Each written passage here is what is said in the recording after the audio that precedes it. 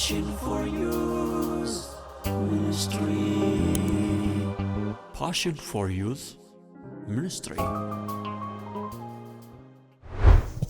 Nagaan ayyaanni faraarri waaqayyoo hunduma keessaniif baay'atu barattoonni Focus Finfinnee fi namoonni iddoo garaagaraa irraa barumsa keenya dhaggeeffachaa jirtan nagaan isiniif haa ta'u. Ani Pastor Naol Bekeleeti macaafa ergaa gara Qolosaayisitti Phaawulos barreessee walii wajjiniin qayyabachaa jirra.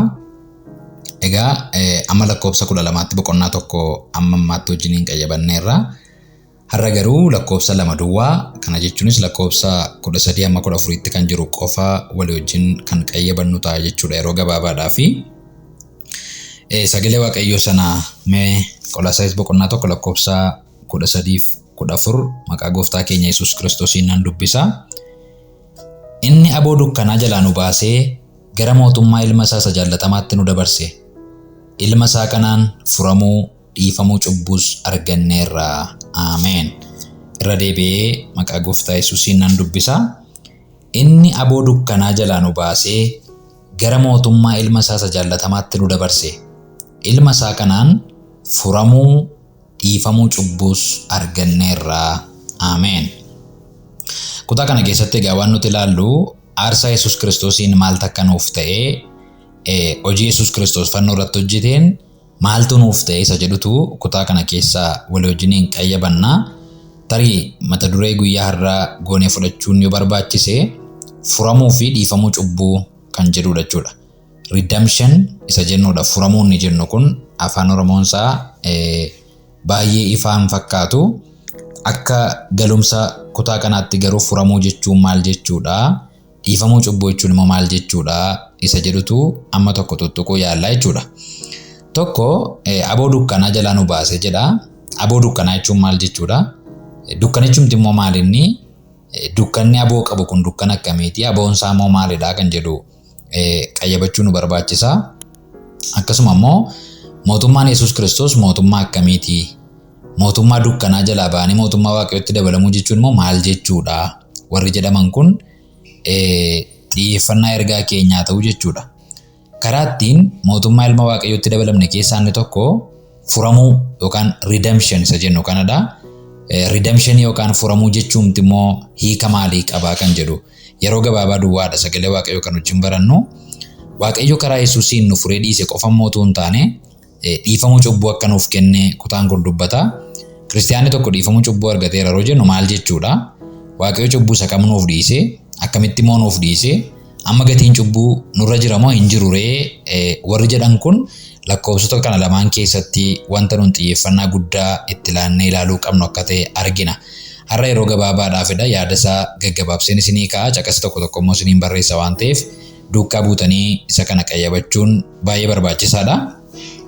Egaa macaafa qulqulluu keenya kakuu moofaas kakuu haaraas gaafa ilaallu jalqabumarraa jalqabee rakkoon dhala namaa inni guddaan cubbuu akka ta'e agarra.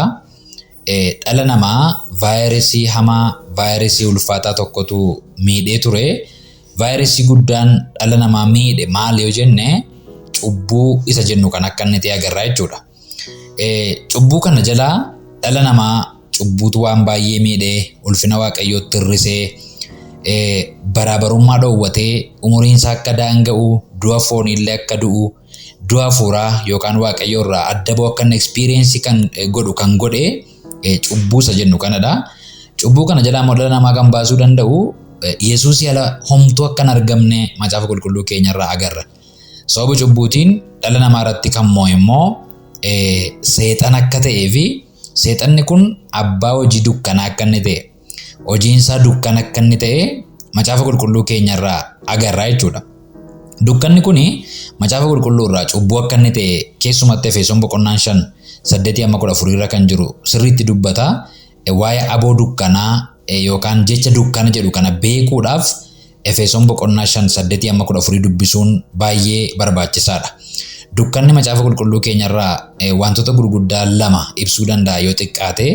Tokko cubbuu yookaan addunyaa waaqayyoo alaa isa seexan irratti mo'e akka inni ta'e agarra. Inni kan biraan immoo beekumsa waaqayyoo dhabuu akka inni ta'e agarra. Keessumatti lammaffaa Qorontos boqonnaa 4 gaafa dubbiftanii yaada warra hin amanin sanaa dukkaneesseera jedha. Seexanni yaada namaa dukkaneessa. Na yaada nama dukkaneessuu jechuun beekumsa Waaqayyoo akka namni hin qabaanne gochuu akka inni ta'e argina. Kanaaf kutaa kana sirriitti hubachuudhaaf Efesoon boqonnaa 5 lakkoofsa 8-14 akkasiin sirriitti dubbiftan gamanumaan isinan gaafadha. Aboon dukkanaa kun egaa humna cubbuu isa kufaatii Addaamirraa jalqabee dhagna namaa irratti moo'ee akka inni ta'e argina jechuudha. Dukkana jedhee hin dhiisu. Dukkanni kun immoo aboo qabaadha. Aboo qaba jechuun dandeettii bituu, kontiroolii gochuu, hoogganuu, irratti moo'uu dandeettii akkasii qaba dukkanni kun jechuudha. Kanaaf dukkanni aboo qabu kun cubbuudha. Aboon isaa immoo maal yoo jenne humna cubbuuti. Cubbuun humna mataa isaatii akka inni qabu agarra. Humna namni dandeettii ofii isaatiin keessaa ba'uu hin dandeenye. Humna eenyuyyuu harkaa qabee nama baasuu hin dandeenye cubbuun mataa isaatii humna qabeessa akka inni ta'e jireenya namootaa haguuguu kan danda'u, sammuu namootaa dukkaneessuu kan danda'u, beekumsa Waaqayyoo akka gara laphee isaanii gara sammuu isaaniitti hin ifnee fi sammuu namootaa haguuguu kan danda'u humna akkasii, aboo akkasii, otoriitii akkasii akka cubbuun qabu argina jechuudha. Waaqayyoof galanni guddaan haa ta'u. Gooftaan keenya Yesuus Kiristoos fannoo irratti gaafa fannifame wanti guddaan nu godhe yoo jiraate humna cubbuu kana jalaa nu baase. Waaqayyo bara baraan eebbifamu. Cubbuun aboo qaba. Humna duwwaatu hin taane aboo qaba. Garaagarummaa humnaaf aboo yeroo garaagaraattis dubbachaan ture. Abooni officially kan namaa kennamuudha. Humni garuu humnuma sana hin beeknudha. Aboo qaba ture. Cubbuun kana isin humna duwwaatu hin taane aboo qaba ture. Dukkanni kun aboo qaba ture. Seeraan eeyyamamaafiidha jechuudha. Seeraan eeyyamamaafiidha jechuudha. Humna caallee waan dargaggeessa taaneef humna cubbuu jala humna dukkanaa kana jalaa ba'uu hin dandeenyu. Waan maatiin keenya kiristiyaana ta'aniif jalaa ba'uu hin dandeenyu. Aboo qaba. Authorizedidha cubbuun jechuudha. Cubbuu kana jalaa dhala namaa kan baasuu danda'u eenyumtuun argamne Yesuus Kiristoos yaala. Bara baraan gooftaa keenya Yesuus sabilisummaa birmadummaa mana goonuu laateef galanni isaaf haa ta'u. Kiristoosiin arguu amma dandeenyutti cubbuu keessa jiru arginee keessaa baanee qalbii jijjiirrachuu akka dandeenyuuf gara qalbii jijjiirannaatti kan nu fide Yesuus Kiristoosiin akka arginuuf humna cubbuu kana jalaa kan nu baase Yesuus Kiristoosiin duwwaa akka inni ta'e argina. Efesoon boqonnaa 5:8-14 daraa sirriitti dubbisa. Ndaawama isin dukkana keessa turtan duwwaan jedhu Efesoon boqonnaa 5 isinumti mataan keessan dukkanaa'oo turtanii amma garuu karaa gooftaa iftaniittu jedhaan. Ifi kun jireenya keenya irratti ba'ee nuuniyyuu nu ibsee jechuudha. Ifa nu godhe unumaaniyyuu jechuudha. Nu ibse duwwaatu hin taane ifa nu godhe Yesuus Kiristoos hojiin fannoo irratti hojjete. Cubbuun kun immoo nutti dukkaneesse duwwaatu hin taane dukkana nu godhe. Isinumtu dukkanooftanii turtaniidha. Efesoon boqonnaa 5 gaafa dubbistan jechuudha. Egaa Phaawulos kutaa kana keessatti Yesuus Kiristoos utuu nuun aboo dukkanaa kana jala jirruu dhufee maal nuu godhee kan jedhu jechoota baay'ee namatti tolan jecha tokko tarreessa. Jechoota kana walii wajjiniin akka qayyabanu nan barbaada. Tokko aboo dukkanaa jalaa nu baaseedha. Jalaa nu baase termii jettu akkasiin qabattan nan barbaada. Yesuus Kiristoos isa jalqabaa maal godhe jennaan jalaa nu baase. Jalaa ba'uu. Jechi jalaa ba'uu jedhu kuni balaa wayii jalaa miliquu kan ibsuudha. Fakkeenyaaf bara Looxiin dheekkamsi Waaqayyoo mandara Sodomiif Gamoraa irratti yeroo roobuuf ture seera uumamaa boqonnaa 19 lakkoofsa 17-22 gaafa dubbifattanii mandara dheekkamsa Waaqayyoo irratti roobuudhaaf jiru sababa cubbuu isheetiitiif dhagaan boba'u kan itti roobuuf jedhu jalaatu Waaqayyo Looxiin jalaa baase. Jalaa ba'uu jechuun balaa dhufuuf jedhu jalaa dheekkamsa roobuuf jedhu jalaa miliquu ooluu kan ibsuudha. Gooftaa Yesuus Kiristoos dheekkamsa sababii cubbuutii fi Waaqayyo biraa cubbuu irratti boba'uuf jedhu jalaa akka inni nu baasetu kutaan kun dubbata. Jalaa nu baaseedha. Waaqayyoof galanni guddaan haa ta'u. Yesuus dheekkamsa Waaqayyo jalaa qofa nu baase mootuu hin taane aangoo seexanaaf aboo dukkanaa jalaa nu baaseedha. Kingdamii seexana irratti moo'utu jira. Dukkanni kun aboo qaba, cubbuun kun aboo qaba. Utuun jaallatin gavarnii nama godha. Namoonni tan jaallatanii atu miti. Namoonni soban jaallatanii sobumin. Namoonni ejjan jaallatanii ejjumin. Aboo qaba dukkanichatu. Cubbuu sanatu aboo qaba yoo gooftaan harkaa nama baase malee. Kana jalaatu gooftaan keenya Yesuus Kiristoos fannoo sana irratti ol ba'ee gatii cubbuu keenya hundumaa kaffaluudhaan aboo kana jalaa nu baaseedhaan. Gooftaan bara baraan eebbifamu. Aangoo seexanaa jalaa nu baasee aboo dukkanaa jalaa nu baaseedha. Aangoo seexanaa jalaa ba'uu jechuun egaa seexanni jireenya keenya irratti kana booda raawwatee mirga akka hin arganne nuuf godhe jechuudha Yesuus Kiristoos. Seexanni cubbuun dukkanni kana booddee jireenya keenya irratti deebi'ee nurratti mo'uu gooftaa nurratti ta'uu akka hin dandeenyeefitu mirga seexanaa kana jalaa authority seexanaa kana jalaa maal godhe jechuudha jalaa nu baase. Kingdom irratti mo'u keessaa nu baase. Fakkeenyaaf yoo kaatanii Itoophiyaa keessatti sababa poolitikaatiif haa ta'u rakkoo biraatiif poolisiin isin barbaadaa jira ta'e naannoo Booranaa dhattanii utuma baqattanii utuma poolisiin milittanii yoo daangaa Keeniyaa yoo galtan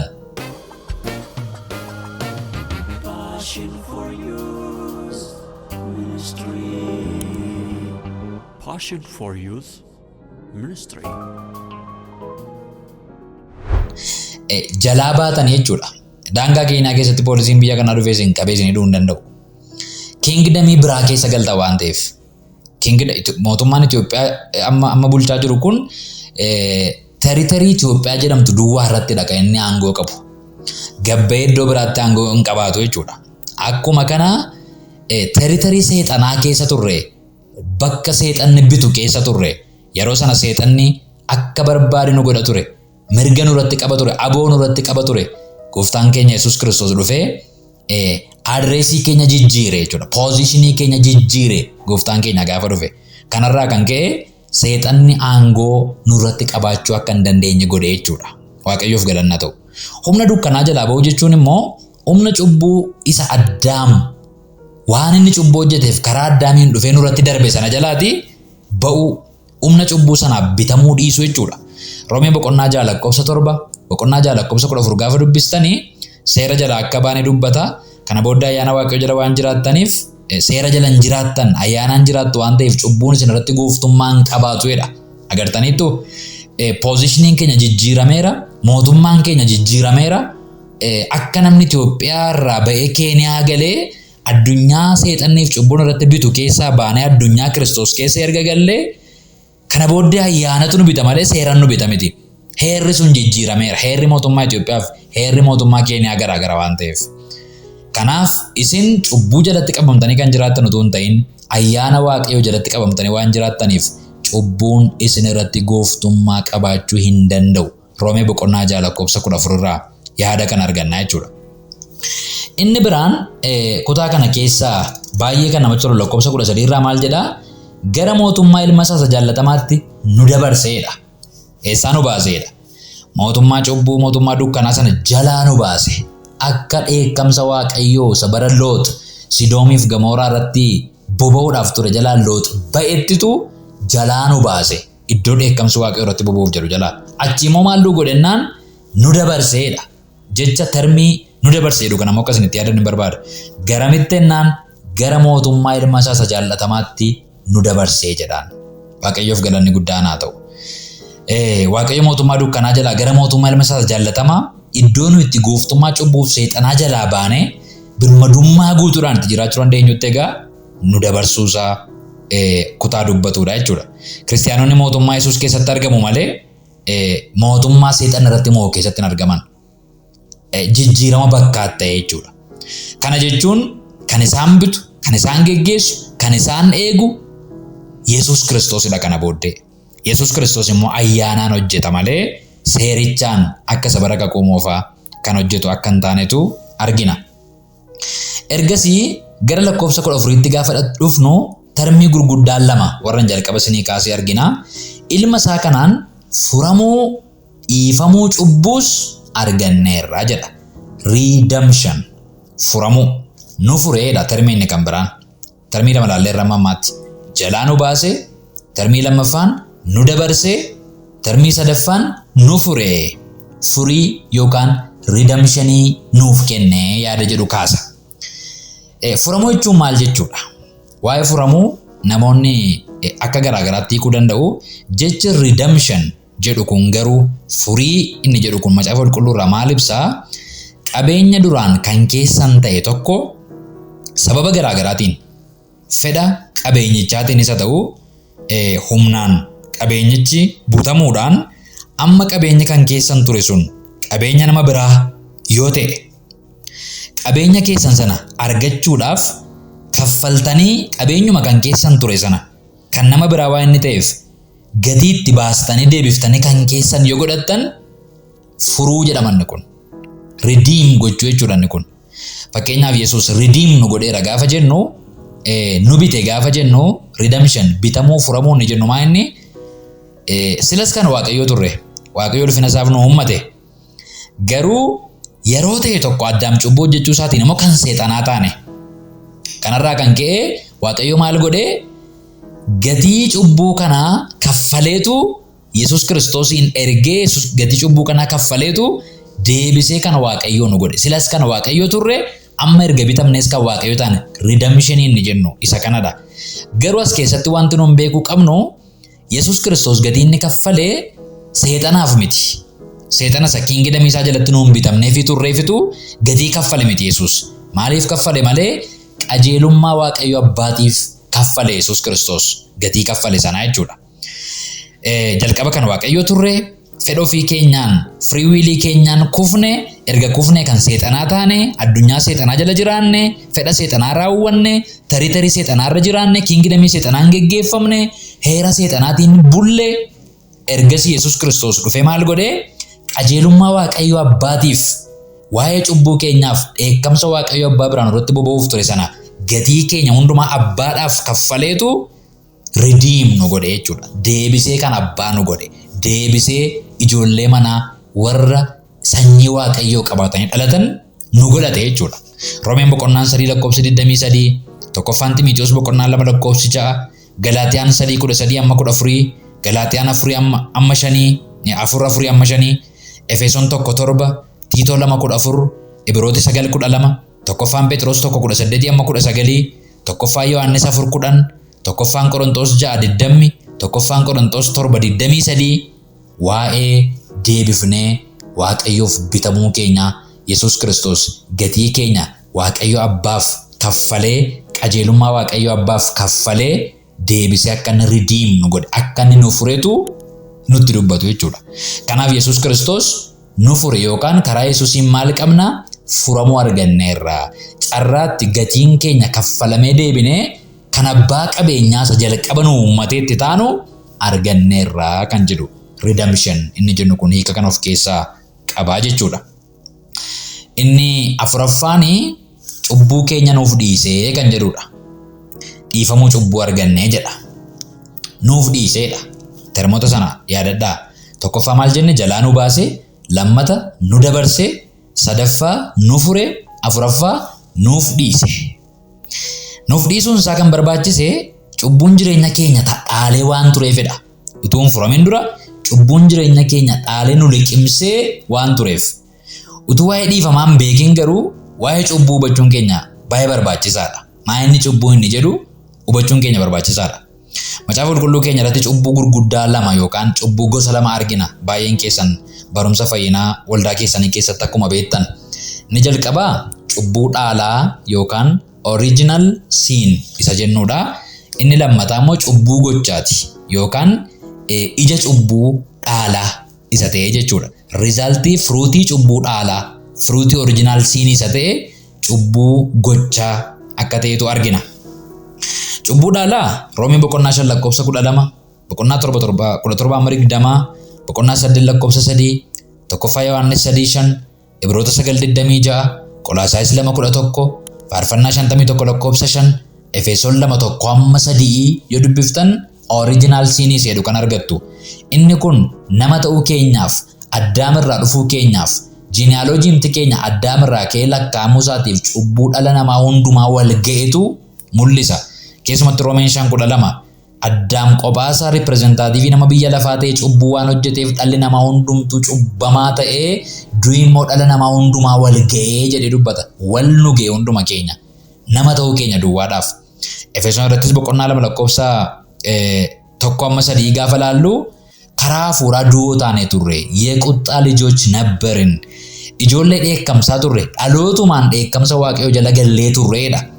Faarsaan 51 lakkoofsa 5 immoo kunoo haati koo isheen garaatti na baatte yoo cubbamtuu turte anis yakka yookaan nama cubbuu hojjetu ta'een dhaladhee jedha.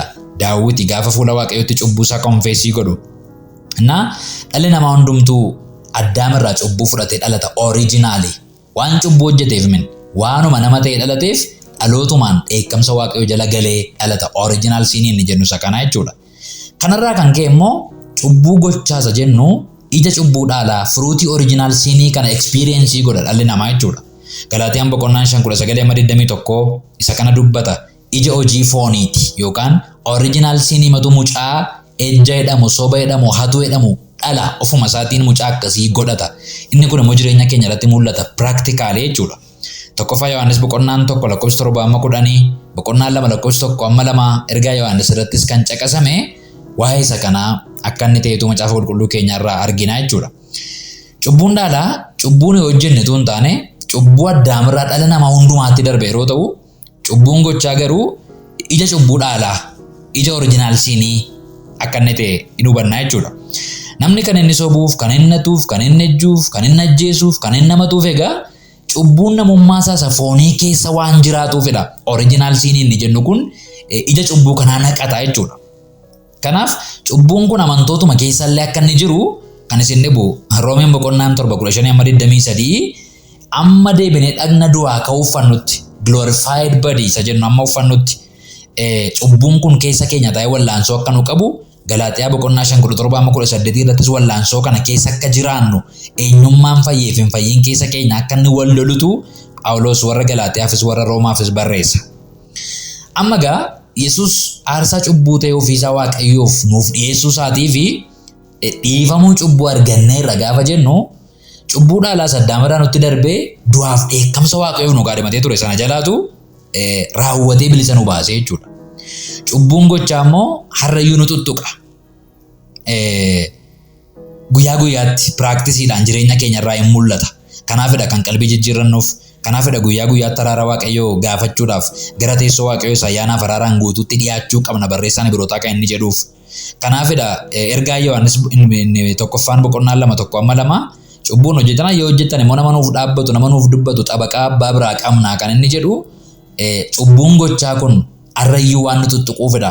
Amma dhagni keenya inni corrupted ta'e kun perfectionism bira gahuutti jechuudha. Walumaa galatti egaa hojii Yesuus Kiristoosiin edda furamne booddee furamuu jechuun erga deebinee kan Waaqayyoo taane gatii Yesuus Kiristoos nurratti kaffale sanaan ergasii booddee immoo cubbuu keenya nuuf dhiise Waaqayyo abbaanidha. Waaqayyoof galanni guddaan haa ta'u. Cubbuu isa kam? Original sin. Cubbuu isa originally haadhaaf abbaa keenya irraa nutti darbe sana idda isaa kuteetu raawwannee akka qulqulloofnetti Yesuus Kiristoosiin keessatti nu ilaalee cubbuu keenya nuuf dhiise. Nuyi har'a karaa Yesuus Kiristoosiin araara qabna. Faara tolaadhaan ilaalamna. Nuyi Waaqayyo abbaa wajjin nagaa qabna. Roomii boqonnaa 5:1 irraa akkuma dubbatu. Qajeelummaa arganneerra. Amantii duwwaadhaanii yeroo jennu isa kana ibsaa jechuudha. Cubbuu gochaatti garuu guyyaa guyyaatti araara Waaqayyoo argachuudhaaf gara teessoo Waaqayyoo araaraaf ayyaanaan guutetti dhiyaachuu akka qabnu caaffati qulqullaa'aan keessaa baasee dubbataa jechuudha. Waaqayyoof galanni guddaan haa ta'u. Walumaa gala qayyabannaa keenya guyyaa har'aa keessatti lakkoofsa 13 fi lakkoofsa 14 irraa termiiwwan gurguddaa 4 qayyabanne jalaa nu baase, nu dabarse, nu fure, nuuf dhiise. Waaqayyoof galanni guddaan haa ta'u. Kanarratti Waaqayyoon agalateeffannu kutaan har'a qayyabannu kanuma gabaabaadha. Yeroo taanu lakkoofsa 15 irraa kaanee walii wajjin qayyabannaa eebbifama.